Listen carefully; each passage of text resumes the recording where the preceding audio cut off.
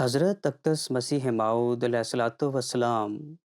नमाज तहज्जुद की अहमियत को उजागर करते हुए अपनी जमात को बारहा नसीहत फरमाते हैं कि हमारी जमात को चाहिए कि नमाज तहज्जुद नहायत ज़ौक़ व शौक़ से अदा किया करे। आप अलैहिस्सलाम फरमाते हैं कि जो शख़्स खुदा ताला से तज़र्रुअ की हालत में कुछ माँगता है, खुदा ताला अपना फ़ज़ल नाज़िल करते हुए उसे ज़रूर कुछ अता करता है।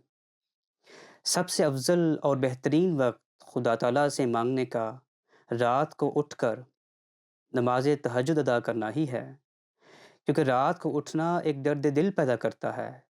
और दर्द दिल से माँगी हुई दुआ में एक ख़ास तासीर पैदा होती है। इसलिए आप अलैहिस्सलाम ने अपनी जमात को नसीहत फ़रमाई कि जो ज़्यादा नहीं तो कम अज़ कम 2 रकअत ही नमाज़ तहज्जुद ज़रूर अदा करे,